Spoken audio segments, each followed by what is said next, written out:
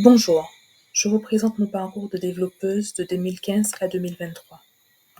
2015, c'est l'apprentissage de HTML5 et du CSS3, et pendant 3 semaines, le C avec Björnulf sur YouTube. 2016, entrée dans cette école de programmation en Alsace, une formation en mode projet où je prépare une licence professionnelle en programmation informatique. Cette première année, j'apprends le PHP MySQL avec le cours d'Open Classrooms et les bases de JavaScript. 2017, deuxième année dans cette école, apprentissage des bases de Java et de la programmation orientée objet en PHP. 2018, sortie de l'école et apprentissage en autodidacte de l'informatique, principalement de la programmation informatique. Renforcement de ce que je connaissais déjà, HTML5, CSS3, JavaScript, un peu de PHP, MySQL et Java. Surtout, apprentissage de JavaScript de façon approfondie, plus que les bases, les animations, le JSON, NPM, etc.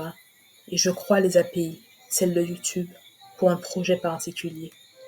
Et en septembre 2018, je commence le BTS Option Slam avec le CNED.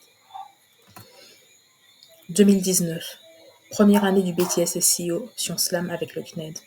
On y voit le HTML5, CSS3, JavaScript, PHP, MySQL, le C#, C, C++, Python et Java. Puis, dès septembre 2019, je décide de changer pour le BTS SN, première année avec le même organisme, le CNED.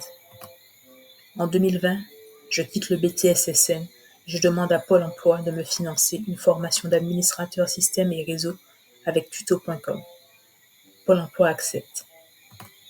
Septembre 2021, je retourne en BTS SEO, mais cette fois en deuxième année avec le CNED. J'y fais un stage en Java SE, c'est-à-dire logiciel, pendant 9 semaines. C'est ce que je fais. Je me remets aussi au langage C, afin de bien le connaître. Aussi, j'apprends Unity avec un cours très complet. Mais malheureusement, lorsqu'il faut me présenter à l'examen, je n'y vais pas, parce que je ne suis pas prête, pensant que l'examen est en juin, alors qu'il débute début mai. En septembre 2022, je n'abandonne pas, et je décide de changer d'école et d'aller à studi.fr, surtout par rapport à l'envie de changer et aux cours aussi en vidéo.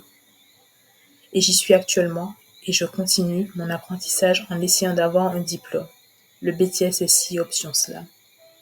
En termes d'apprentissage et de langage de programmation, j'apprends WordPress, WooCommerce, HTML5, CSS3, JavaScript, PHP, MySQL, la programmation orientée objet, Java et Flutter pour le mobile, que je commence à bien connaître grâce à un autre cours.